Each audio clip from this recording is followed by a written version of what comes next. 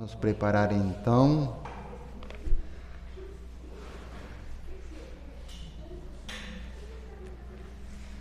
Fazer nossa oração. Em nome do Pai, do Filho e do Espírito Santo. Amém. Vinde, Espírito Santo, enchei os corações dos vossos fiéis. Acendei-lhes o fogo do vosso amor. Enviai o vosso Espírito, e tudo será criado, e renovareis a face na terra. Oremos. Ó Deus que instruíste os corações dos vossos fiéis com a luz do Espírito Santo, fazei que apreciemos retamente todas as coisas, segundo o mesmo Espírito, e gozemos sempre da sua consolação. Por Cristo, Senhor nosso. Amém. Então, hoje nós vamos trabalhar aquilo que seria a 10ª praga do Egito. E corresponde à morte dos primogênitos. Nós estamos no capítulo 11 do livro do Êxodo. Então, nós temos que lembrar que essa é a única praga de Deus, vamos dizer, onde Deus age. As outras 9 pragas, podemos dizer, são atribuídas a Moisés. Então, é o fato de acreditar ou não na palavra de Moisés, que é aquilo que vai se realizar então como prodígio. Então, as 9 primeiras seriam sinais, portentos, prodígios. Praga, enquanto tal, seria somente a 10ª, aquela que nós vamos ver hoje, portanto. Capítulo 11 diz assim: Yahvé disse a Moisés: farei vir mais uma praga ainda contra Faraó e contra o Egito. Farei vir mais uma. A verdade é que as outras não foram pragas, mas nós podemos chamar de portentos. Então, diz Deus, ele vos deixará partir daqui. Lembra que nas 9 primeiras, Deus dizia, mas ele não vos deixará partir. E falava que ele iria endurecer o coração do faraó. Mas agora não, diz. Então, agora, com certeza, vos deixará partir. Isto por quê? Porque será uma praga que irá exterminar realmente e mostrar o poder de Deus. Irá exterminar os filhos, os primogênitos do Egito. Diz, quando ele vos enviar, estará acabado, e ele até mesmo vos expulsará daqui. Quer dizer, com o fim da praga, vocês vão sair praticamente que correndo. Você enviará embora, vos fará partir, vos expulsará. Versículo 2, 11, 2. Disse, pois, ao povo que todo homem peça ao seu vizinho e toda mulher à sua vizinha objetos de prata e de ouro. Nós tínhamos visto isso na aula passada, não? Que eles vão pedir, então, objetos. Moisés era também um grande homem na terra do Egito, aos olhos dos servos de Faraó e os olhos do povo. Então, Moisés também, pelo fato de ser bem visto pelo povo do Egito, o povo vai conseguir, em nome de Moisés, muito mais ouro e prata do que podemos imaginar. Moisés disse, assim diz Yahvé. Moisés, portanto, é um porta-voz, está levando a mensagem da parte de Yahvé. À meia-noite passarei pelo meio do Egito. Meia-noite é calada da noite. É a passagem de um dia para outro. E todo primogênito morrerá na terra do Egito, desde o primogênito do faraó, e por isso que o faraó vai deixar o povo partir, porque o seu primogênito morreu. Então, aqui tem linhagem, portanto, desde o primogênito mais importante, que é o filho do rei, que deveria sentar-se em seu trono, diz, até o primogênito da escrava que está no moinho, e até mesmo os primogênitos do gado. Veja que interessante que mesmo os primogênitos do gado não são poupados. Por quê? Porque do gado que se tira exatamente aqueles que serão as ofertas, aqueles que serão oferecidos, portanto, em holocausto, que serão oferecidos em sacrifício. Então, é como se o Senhor dissesse, já vamos sacrificar já os primeiros touros, o gado que em geral é oferecido a Deus, né? Já também eles vão morrer como sacrifício.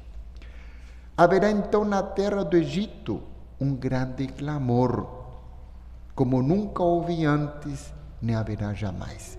O grito de desespero das pessoas ao verem seus filhos mortos é um grito de horror, um grito de desespero. Por isso diz, como nunca houve antes, porque acontecerá tudo ao mesmo tempo, porque será como uma onda que chega assim e arrasa com tudo. Mas entre todos os filhos de Israel, desde os homens até os animais, não se ouvirá ganir um cão, para que saibas que Yahvé fez uma distinção entre o Egito e Israel. Quer dizer, mesmo o gado de Israel será poupado. Não apenas os filhos de Israel, os primogênitos de Israel que serão poupados, mas também todo o seu gado. Então todos estes teus servos descerão a mim e se inclinarão diante de mim, dizendo, sai tu e todo o povo que te segue, depois disto sairei. Quer dizer, agora Deus está dizendo a Moisés, essa praga é definitiva, essa será a última praga, essa praga pega, né? E pega exatamente o ponto de exterminar todos aqueles que não fazem parte do povo de Israel, os primogênitos que não fazem parte do povo de Israel. E ardendo ira saiu da presença de Faraó. Yahvé disse a Moisés, Faraó não vos ouvirá.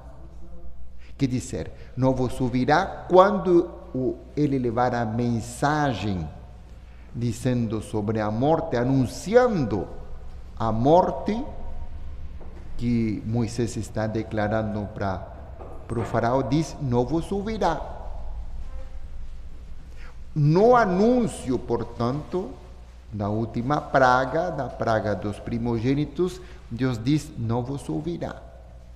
Antes tinha falado, vos ouvirá, mas será quando? Quando se realizar a praga. Quer dizer, antes, quando vem com o anúncio, não ouvirá. Depois que aconteceu a morte, vos deixará partir.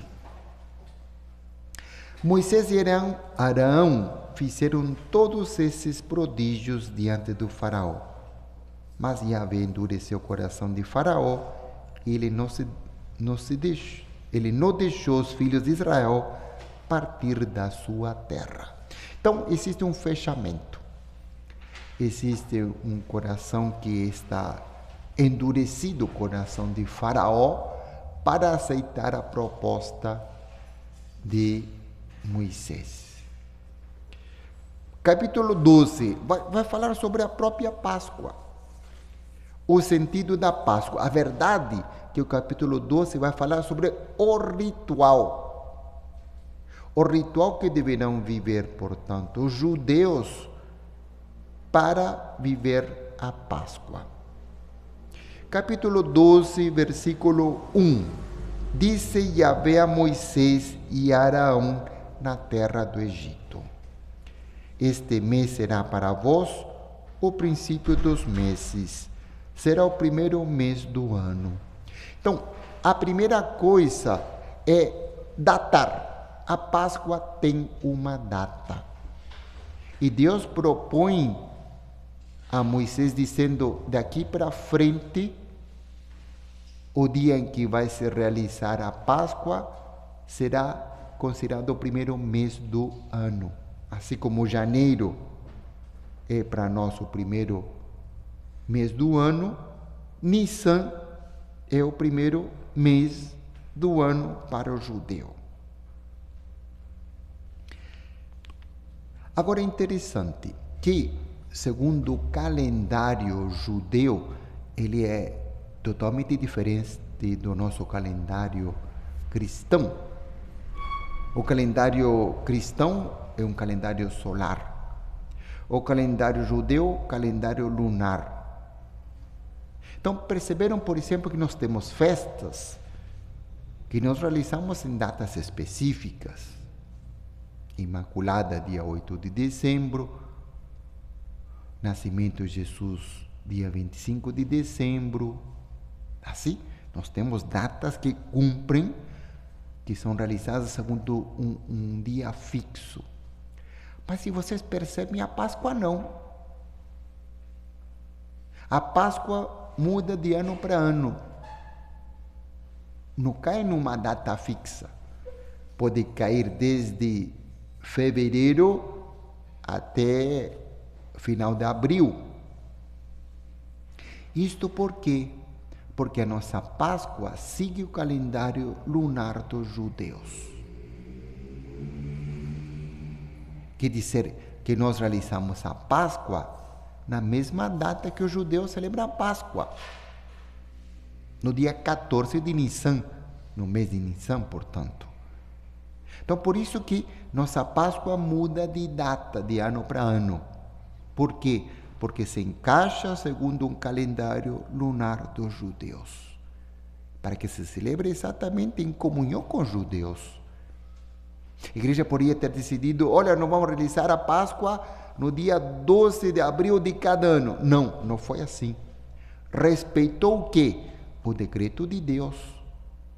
E qual que é o decreto de Deus que estava escrito aqui? Aquilo que acabamos de ler.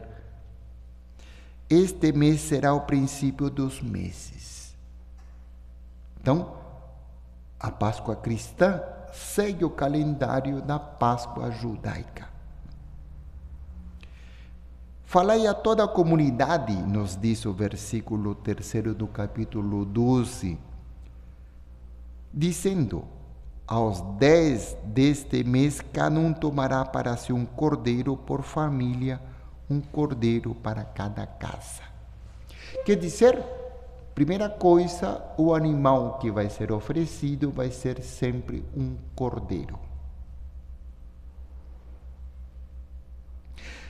Versículo 4. Mas se a família for pequena para um cordeiro, então se juntará com o vizinho mais próximo da sua casa, conforme o número de pessoas.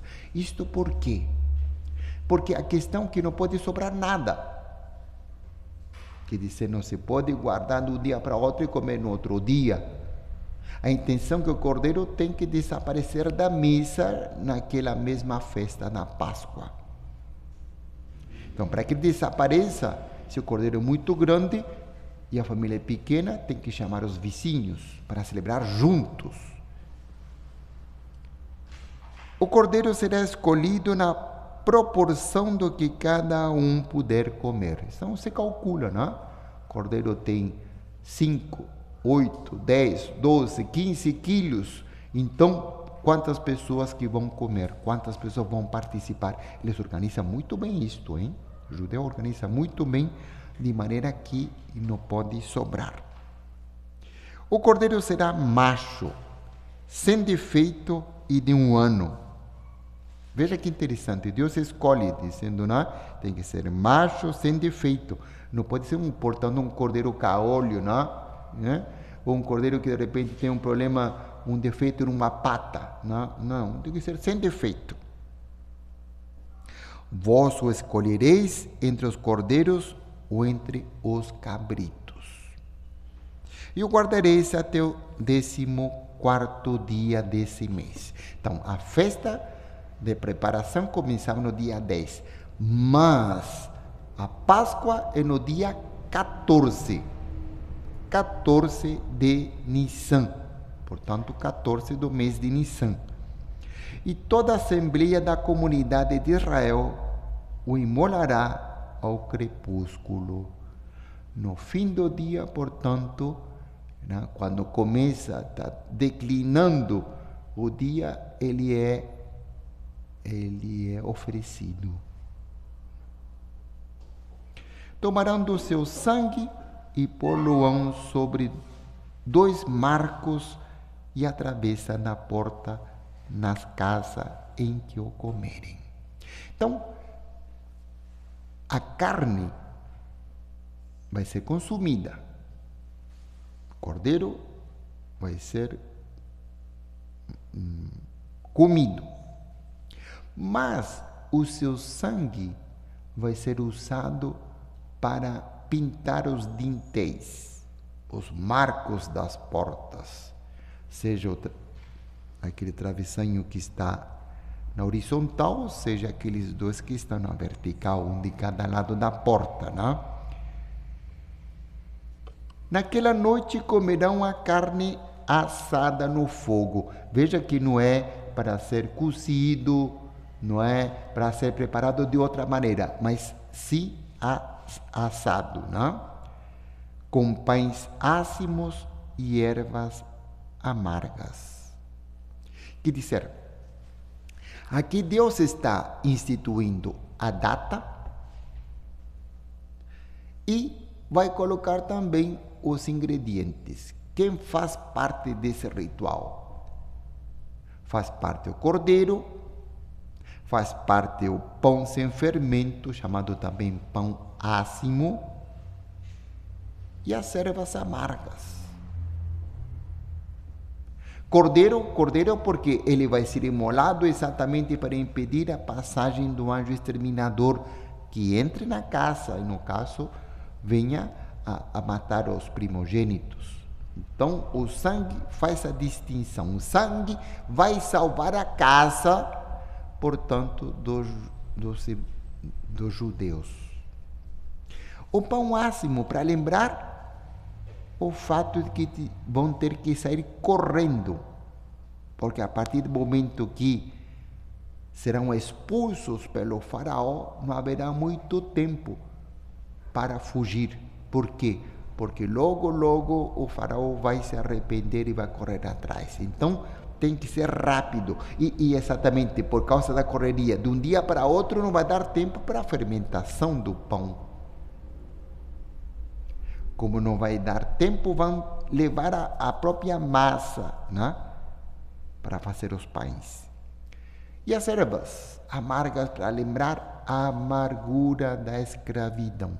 Então, veja que cada ingrediente usado na Páscoa tem seu significado simbólico. O cordeiro, as ervas amargas e o pão ácimo. Cada um deles tem, portanto, uma simbologia. Não comereis dele nada cru, nem cozido na água, mas assado ao fogo. A cabeça, as pernas e a fressura, no corpo. Nada ficará dele até pela manhã, o que porém ficar até pela manhã, queimá-lo-eis no fogo. Então, por isso, se preocupava muito de escolher um cordeiro que pudesse terminar naquela mesma noite. E assim que devereis comê-lo, com os lombos cingidos, sandália nos pés e cajado na mão. Lembra que no tempo dos judeus em que Moisés estavam, usavam uma longa túnica como vestimenta, seja os homens, seja as mulheres. Agora, para caminhar, essa túnica era um pouco incômoda. Então, quando você fazia longas caminhadas, você levantava a túnica e passava um cordão que você amarrava. Então, isso significa ter o lombo cingido, quer dizer, você levanta a túnica, amarra uma correia, de maneira que você tenha mais agilidade no caminhar. Quer dizer, Deus está dizendo para estar prontos para a caminhada, com sandália nos pés e cajado para ajudar. Então, Deus está dizendo, vocês vão comer isto no dia 14 de Nissan, vocês vão usar tais ingredientes e vocês vão estar preparados para uma caminhada. Tudo vai acontecer uma noite. É assim que devereis comê-lo. E naquela noite, versículo 12, eu passarei pela terra do Egito, e ferirei na terra do Egito todos os primogênitos, desde os homens até os animais. E eu, Yahvé, farei justiça sobre todos os deuses do Egito.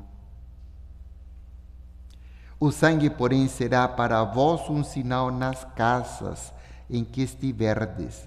Quando eu vir o sangue, passarei adiante e não haverá entre vós o flagelo destruidor. Esse flagelo é chamado também de anjo exterminador, não? Quando ferir a terra do Egito. Este dia será para vós um memorial e o celebrareis como uma festa para Yahvé. Nas vossas gerações a festejareis, é um decreto perpétuo. Deus está instaurando, portanto, o ritual da Páscoa. Como que a Páscoa deve ser feita, como deve ser realizada, quais vão ser os ingredientes, qual deve ser a vestimenta, né? Quer dizer, o sentido da Páscoa está sendo dado neste capítulo 12. E o que será a Páscoa? E aqui diz, versículo 12, capítulo 12, versículo 12. E naquela noite eu passarei pela terra do Egito. Deus diz, eu passarei.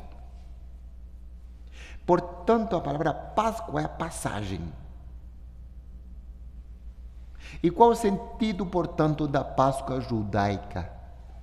Será a passagem do povo de Israel da escravidão para a liberdade. Deus vai passar para libertar seu povo. Vocês lembram Nosso Senhor?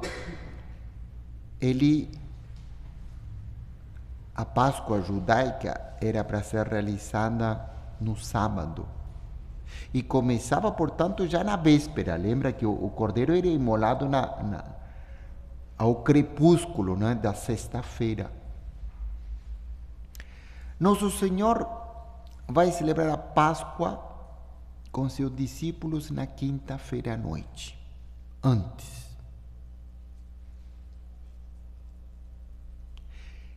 E do mesmo jeito que aqui Deus fala de como vai ser realizado o ritual judaico da Páscoa, Jesus também, com seus discípulos, no cenáculo, na última ceia, vai ensinar aos seus discípulos o ritual. O ritual da nova Páscoa, da Páscoa cristã, da Páscoa de Jesus Cristo. E Jesus vai dizer, vai pegar o pão e, portanto, vai usar o pão. pão ácimo, e dirá: isto é meu corpo.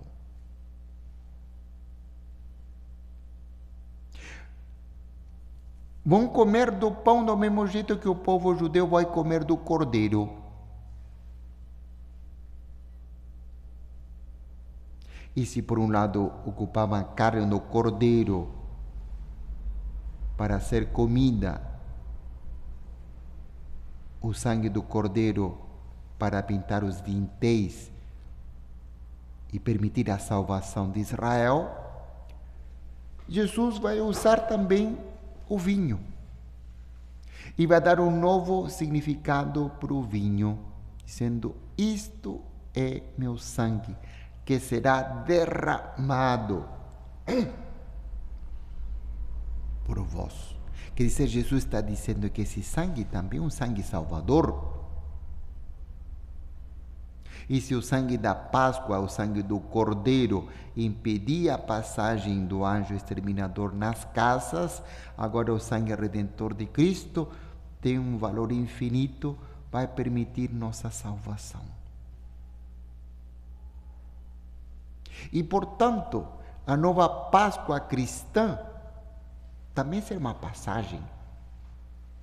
Dizia no capítulo 12 do livro do Êxodo, versículo 12, Deus dizendo: eu passarei. Agora a Páscoa cristã também é eu passarei. Jesus Cristo que vai passar dessa vida para o Pai. Jesus Cristo que vai passar da morte para a vida.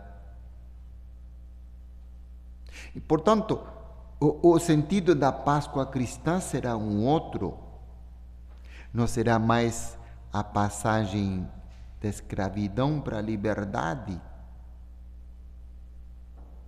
mas da morte para a vida. Ou melhor, sim, por que não? A passagem da escravidão do pecado para a vida da graça. Portanto, Jesus Cristo dá um novo significado à Páscoa judaica. Continuará a ser uma passagem, porque Ele mesmo passará, do mesmo jeito que Deus tinha falado: eu passarei, Jesus Cristo passará também, passará ao Pai. E para passar ao Pai é necessário que Ele passe pela morte. Mas a morte como passagem para a vida, como uma etapa necessária para ter uma vida em plenitude. Portanto, Jesus Cristo, primeiramente, celebra a Páscoa judaica como faziam os judeus. Jesus rezou os salmos próprios dos judeus, comeu o cordeiro pascal, o pão ácimo e as ervas amargas, como se fazia sempre. E no final, inclui o novo sentido da Páscoa cristã. Daquilo que vai acontecer no outro dia. É isso que faz Deus no capítulo 12 do Êxodo. Não aconteceu nada ainda. Ainda Deus não passou. Mas Ele já está explicando o sentido daquilo que vai acontecer. É isso que Jesus faz no cenáculo com seus discípulos. Quando diz: isto é meu corpo, isto é meu sangue dado por vós, está explicando o que vai acontecer no outro dia, no momento da Páscoa, que será na cruz, entregando seu corpo ao Pai, derramando seu sangue por nós. Aí que está o verdadeiro sentido, portanto, da Páscoa. Então, Jesus celebra primeiramente a Páscoa judaica, que era própria dos judeus, porque Jesus se encarna sendo judeu. E, portanto, ele celebra a Páscoa judaica. E no final que ele vai fazer, portanto, dar o sentido do que é a Páscoa. E São João nos dirá, e depois disto, lavará os pés dos discípulos. Então, e nos diz aqui ao final do capítulo 12, no versículo 14, diz, é um decreto perpétuo. E Jesus, quando fala do seu sangue, diz, aliança perpétua e eterna. O sentido verdadeiro da Páscoa, portanto. E continua no versículo 15 a explicar o ritual. O ritual não acabou. Durante 7 dias comereis pães ácimos. Quer dizer, logo depois do 14 de Nissan, mais 7 dias comendo os pães ácimos. Desde o primeiro dia tirareis o fermento das vossas casas, pois todo o que comer algo fermentado, desde o primeiro dia até o 7º, essa pessoa será eliminada de Israel. Desobediência, não?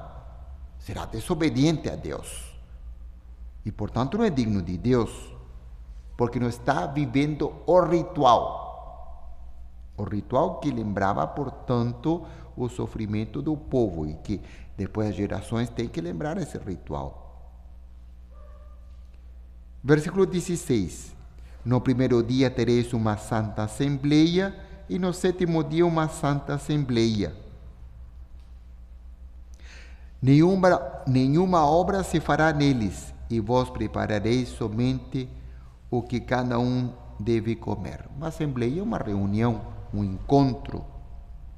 Observareis, pois, a festa dos ácimos, porque nesse dia é que fiz o vosso exército sair da terra do Egito. O exército não é aquele que vai combater, mas o exército enquanto número de pessoas que estão saindo, portanto, judeus que estão saindo do Egito, abandonando o Egito porque foram libertos. Vós observareis este dia em vossas gerações. É um decreto perpétuo. A Páscoa é um decreto perpétuo. No primeiro dia, no dia 14 do mês, à tarde, comereis os ácimos até a tarde do dia 21 do mesmo mês. Então, durante 7 dias, comendo os pães ácimos. Quando nós vemos a Páscoa de Jesus, a Páscoa de Nosso Senhor, nós falamos da Páscoa como passagem. A Páscoa judaica se realizou apenas numa noite. A Páscoa de Jesus se realiza em 3 dias. Entre sua morte e ressurreição. Como 3 dias? Se ele morre na sexta e ressuscita no domingo, são 3 dias? Sim. Segundo a contagem própria, portanto, dos orientais. Como contam os orientais? Vamos pensar. Que horas que Jesus morreu na sexta-feira? 3 da tarde. Então, entre as 3 da tarde de sexta-feira e meia-noite de sexta-feira, um dia. Entre meia-noite de sexta-feira e meia-noite de sábado, 2 dias. Que horas que Jesus ressuscitou no domingo? Torno das 6 da manhã, não é? Então, de meia-noite de sábado até 6 horas da manhã de domingo, 3 dias. Essa é a contagem que nós devemos pensar. Porque se nós contamos de outra maneira, nós não vamos entender por que se fala em 3 dias. Então, os 3 dias se faz segundo a contagem, portanto, própria dos orientais. E Jesus cumpre, portanto, os 3 dias. Então, o que devemos entender que a Páscoa dos judeus começa no dia 14, mas a verdade termina no dia 21, porque até o dia 21 estão comendo ácimos. Então, a Páscoa enquanto tal, dia 14, mas o ritual continua. A Páscoa de Jesus se faz, portanto, em 3 dias, entre sexta-feira às 15 horas e domingo às 6 horas da manhã. Isso para a gente explicar um pouco essa questão de tempo, que às vezes é difícil de entender como se contam os 3 dias, né, da ressurreição. Vamos para o capítulo 21, 12, 21. Moisés, pois, convocou todos os anciãos de Israel e disse-lhes: Ide, tomai um animal do rebanho segundo as vossas famílias e molai a Páscoa. Então está dando simplesmente a execução daquilo que ele recebeu da parte de Deus. Tomai alguns ramos de isopo, que isopo é uma planta, né? Uma planta aromática própria de Israel, né? Nós, quando vamos abençoar uma casa, muitas vezes o pessoal usa a folha da arruda, não é? Na verdade, e vai jogando água com as folhas da arruda. Então, seria isso mais ou menos, né? Diz: molhai-o no sangue que estiver na bacia e marcai a travessa da porta e os marcos com o sangue que estiverem na bacia. Então, como imoraram o cordeiro e tem o sangue, usa o sangue, portanto, para marcar a casa. E interessante, nenhum de vós saia da porta da casa até pela manhã. Se eles saírem, como se Deus dissesse: eu não garanto que você vai sobreviver. Como que eu vou saber se você é judeu ou não? Pronto. Então, prudência, diz Moisés, fique em casa. Senão você vai estar tentando Deus. E numa dessas você já era. Morre.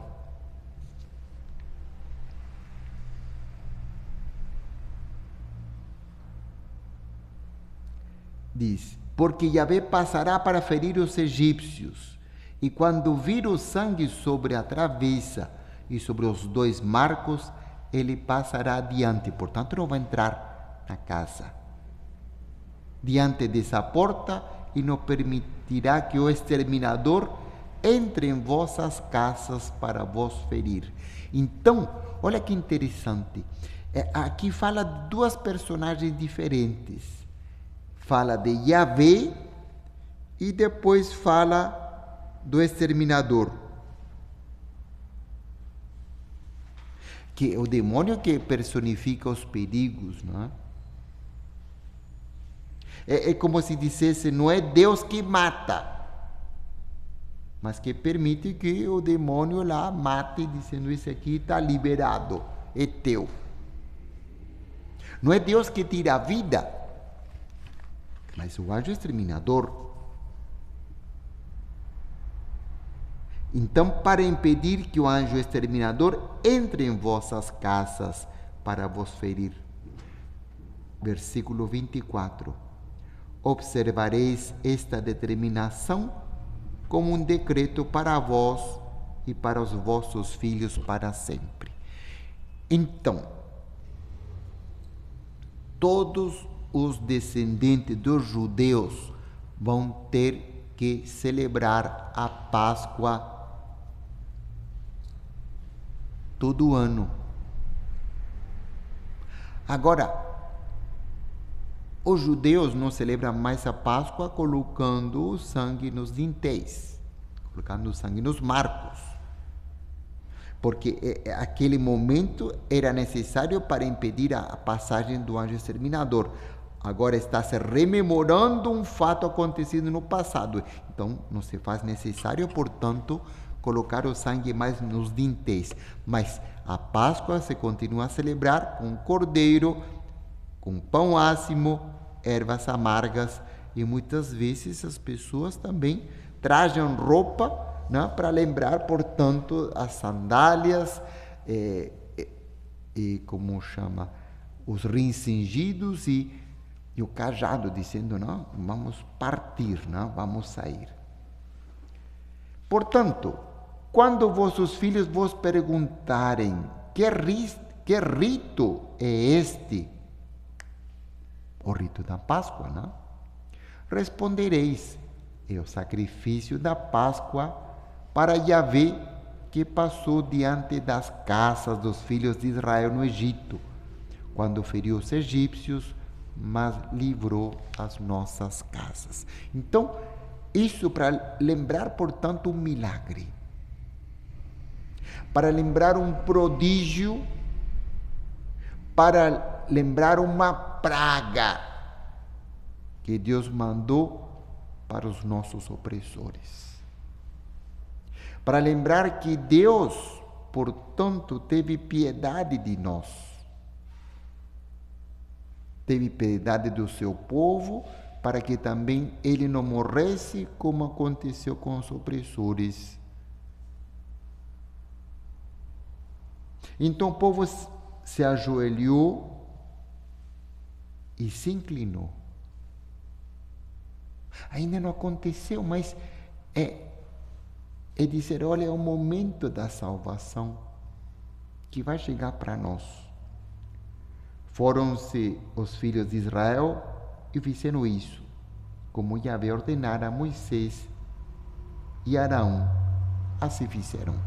Quer dizer, eles vão celebrar a Páscoa, vão pintar os dintéis, os marcos das portas, e vão esperar a passagem de Deus, a passagem do anjo exterminador. E aqui que começa, portanto, a narração da 10ª praga, que corresponde à morte dos primogênitos, que começa a partir do versículo 29. No meio da noite, lembra que Deus tinha falado no capítulo 11, versículo 4, à meia-noite passarei pelo meio do Egito, à meia-noite. Aqui nos diz, no meio da noite, Yahvé feriu todos os primogênitos na terra do Egito, desde o primogênito de Faraó, que deveria sentar-se em seu trono, até o primogênito do cativo, que estava na prisão, e todo o primogênito dos animais. Para mostrar, portanto, o poder de Deus,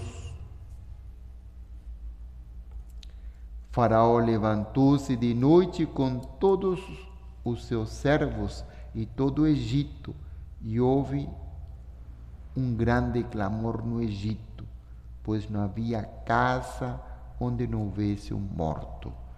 Todos aqueles que tinham filhos, varões, portanto, primogênitos significa o primeiro filho, varão. Então, se a família tivesse 3 filhos, 3 meninos, não iam morrer os 3 meninos, mas ia morrer apenas o primeiro, o mais velho, portanto. Significa primogênito, o primeiro nascido, né? Os outros eram poupados, mas o primeiro morria. O que acontece? Faraó, chamando Moisés, versículo 31, naquela mesma noite disse, levantai-vos e saí do meio do meu povo, vós e os filhos de Israel, e de servir a Yahvé como tendes dito. Levai também vossos rebanhos e vosso gado como pedistes. Parti e abençoai a mim também. Olha que interessante. Esse homem está cheio de raiva, de medo, porque está mandando eles saírem rápido, mas ao mesmo tempo está percebendo que esses homens foram enviados por Deus. E que esse Deus ele desconhece, porque tem mais poder que os seus deuses. Por isso diz, abençoai-me a mim também. A bênção vem sempre de alguém mais poderoso. E, portanto, o faraó está pedindo a bênção de Moisés e Arão, a bênção que vem do Deus de Moisés e Arão. Porque naquele momento, o faraó está reconhecendo que o poder do Deus de Moisés e Arão é muito maior do que os seus deuses. Por isso está pedindo a bênção. Abençoai-me a mim também. Não? Abençoai-me a mim também. Não significa uma conversão. Não significa que o rei ele se converteu ou acredita no Deus de Moisés. Mas o que está acontecendo até agora, o que aconteceu, está mostrando, portanto, que o Deus de Moisés tem poder. Não? O Deus de Moisés, portanto, é muito mais poderoso que os deuses que o faraó conhece. Vamos lá. Versículo 33. Os egípcios pressionavam o povo a que saísse depressa do país, dizendo, morreremos todos, vai embora, sai rápido, não? O povo levou, pois, a farinha amassada antes que se levedasse. Saíram de madrugada, não? Se o anjo exterminador passou pela meia-noite, no máximo lá pelas 2 da manhã, eles estão já indo embora. Até lá a massa não conseguiu, portanto, levedar. Estão levando, portanto, aqueles pães que vão ser os chamados ácimos, né? Sem levedura.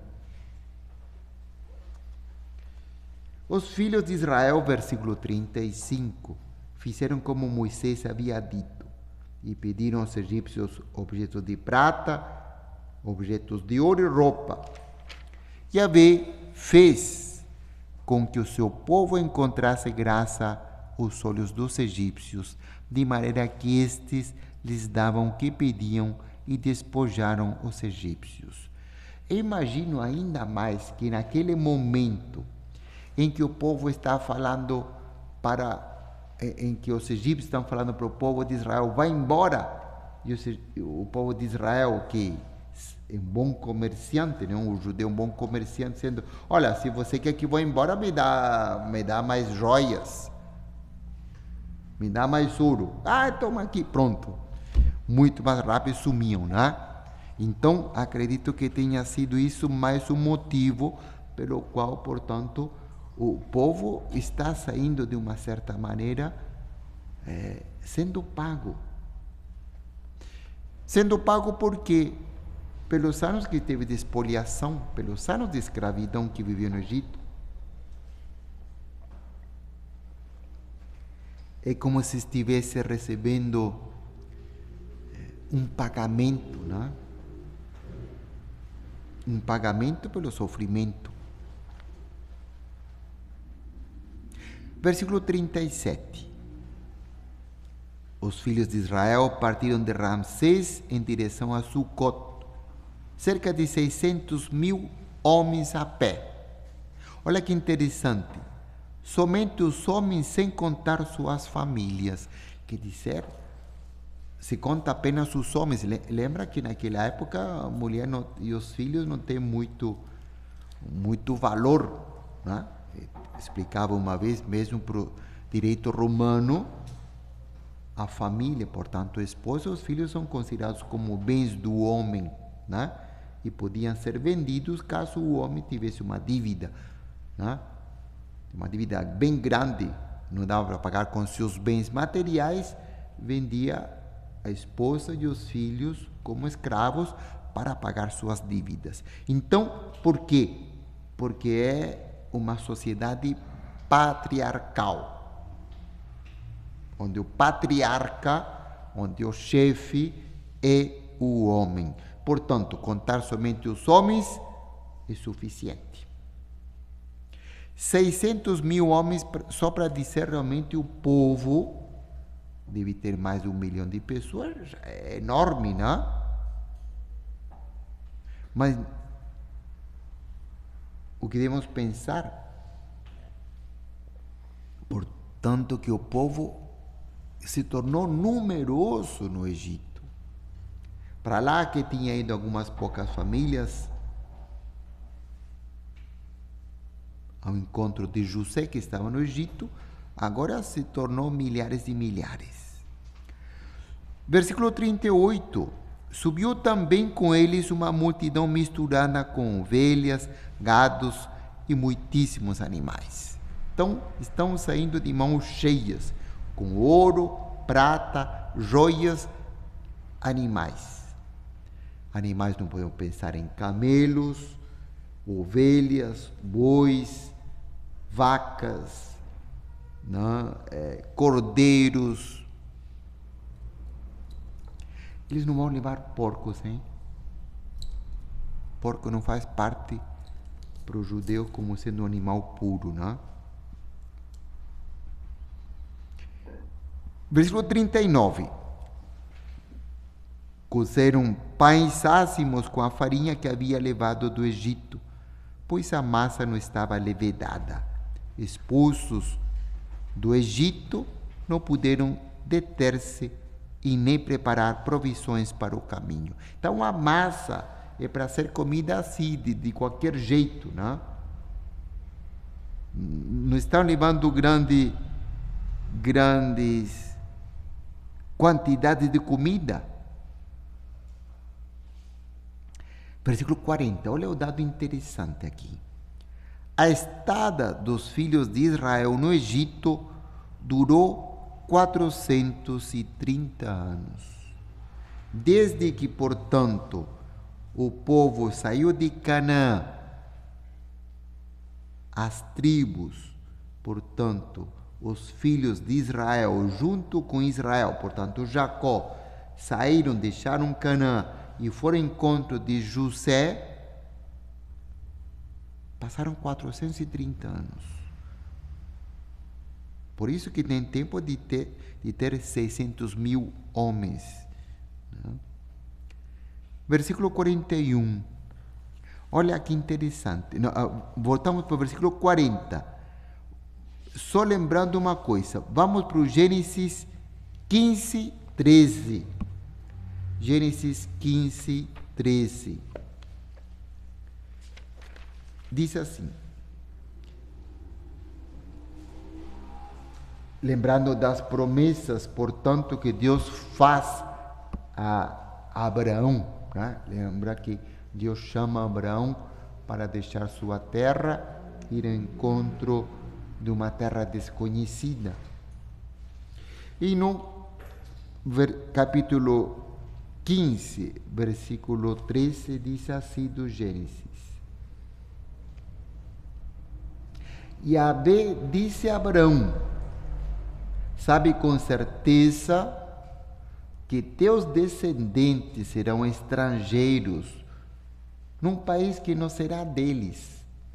Nós tínhamos visto isto já antes. Deus já está dizendo, olha, teu povo, teus descendentes, tua família vai morar num país longe. Lá eles serão escravos. Serão oprimidos durante 400 anos. Deus já tinha falado Já tinha falado para Abraão que iria acontecer, só que ao longo dos anos o povo foi esquecendo. O que faz o livro do Êxodo, no capítulo 12, versículo 40, é lembrar a promessa de Deus a Abraão. Deus falou 400 anos, mas a verdade é que foram 430. Por que 430? Porque está contando também a estada dos patriarcas em Canaã, quer dizer, o tempo que também ficou, portanto, José, antes que chegassem os seus irmãos.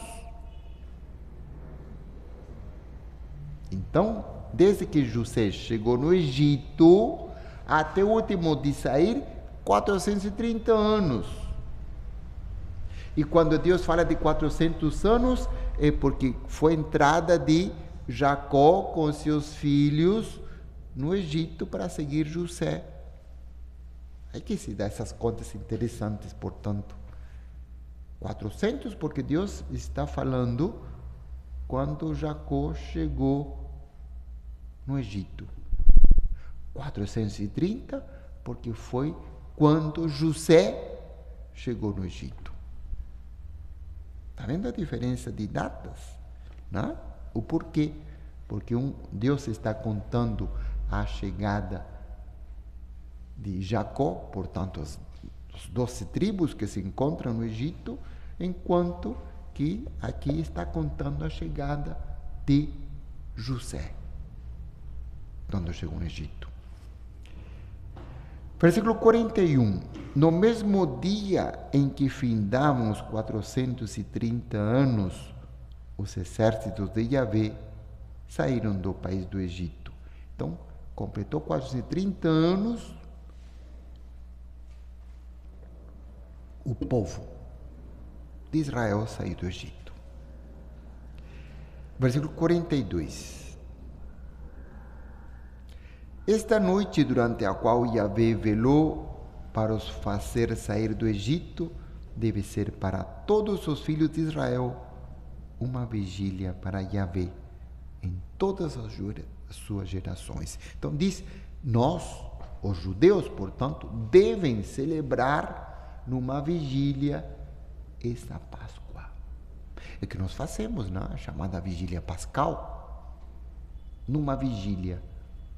Lembrar, portanto, como Deus participou para que esse povo fosse libertado do Egito.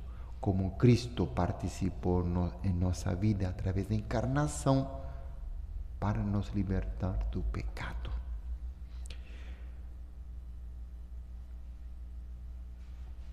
Então, versículo 43 vai dar algumas prescrições a mais sobre a Páscoa. Yahvé disse a Moisés e Arão: eis o ritual da Páscoa, nenhum estrangeiro dela comerá. Interessante. Nenhum estrangeiro, portanto, é uma festa fechada dos judeus. Nenhum estrangeiro pode participar da Páscoa. Diz: todo escravo, porém, comprado por dinheiro, depois de circuncidado, poderá comê-la. Claro, foi circuncidado, portanto, foi escravo. O escravo, ele pertence a seu senhor. Ele não escolhe a sua religião. Ele vai seguir a religião do seu patrão. Então, se ele foi comprado por um judeu, ele foi circuncidado, ele pode participar. Então Deus está dizendo quem pode e quem não pode.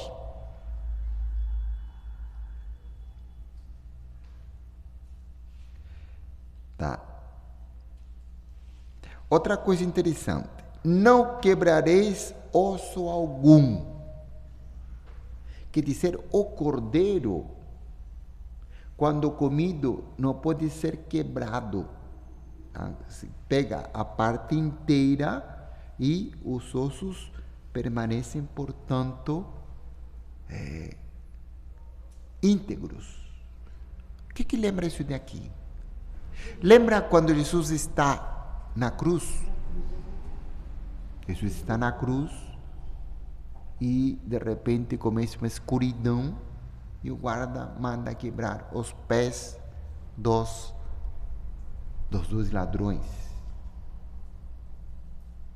Quebra os pés, porque assim eles caem, então vamos ter maior peso sobre os braços, conseguem respirar com mais dificuldade e, portanto, morrem mais rápido.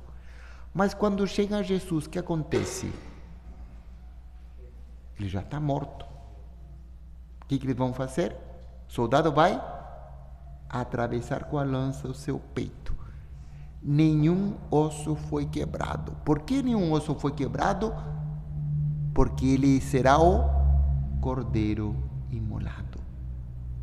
Jesus é o cordeiro imolado, que ser dado em sacrifício. E para que seja também um cordeiro pascal, não podem quebrar os ossos de Jesus. Vão quebrá-los, sim, dos dois que foram sentenciados como ele a serem crucificados. Mas do cordeiro imolado não. Por quê? Porque está escrito: não quebrareis osso algum. Nos diz versículo 6.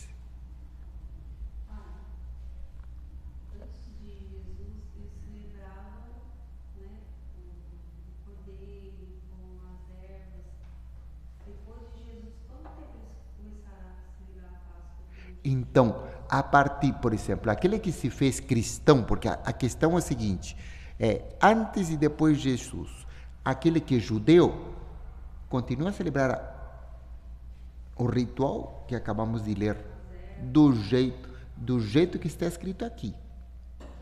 Tá? Ervas amargas, pão ácimo, cordeiro, do jeito que está aqui. Nós, que somos cristãos, celebramos a Páscoa de Jesus. De que jeito? Na Eucaristia, celebrando a Santa Missa. Por isso nós celebramos, de maneira especial, todo domingo, lembrando que o dia da Páscoa. Na Páscoa, no domingo, nós estamos celebrando a ressurreição do Senhor. Tanto assim que nós chamamos de domingo. Domingo significa Domenica, que significa dia do Senhor. Então, a Páscoa nossa, nós celebramos todo dia. E como somos seres necessitados, a verdade é que nós vamos celebrar a Páscoa todo dia. A ressurreição de Cristo todo dia, através da Santa Missa. Mas de maneira especial, no domingo, porque domingo é dia do Senhor. Tá? Então, nós vamos dar o fim no versículo 50, capítulo 12, 50, diz: todos os filhos de Israel fizeram como Yahvé havia ordenado a Moisés e Arão. Naquele dia, Yahvé tirou os filhos de Israel do Egito, segundo seus exércitos. Então, na próxima aula, nós vamos verificar essa saída do povo do Egito, o que vai acontecer, portanto, na sua caminhada rumo a essa terra prometida, né? A terra prometida que vai ser Canaã. Nós vamos verificar, então, toda essa odisseia, né? Toda essa aventura que acontecerá, portanto, ao povo de Deus no meio do deserto. Para todos, uma boa noite, um bom descanso. Vamos rezar, então. Ave Maria, cheia de graça, o Senhor é convosco. Bendita sois vós entre as mulheres, bendito é o fruto do vosso ventre, Jesus. Santa Maria, Mãe de Deus, rogai por nós, pecadores, agora e na hora de nossa morte. Amém. São José, vocês sabem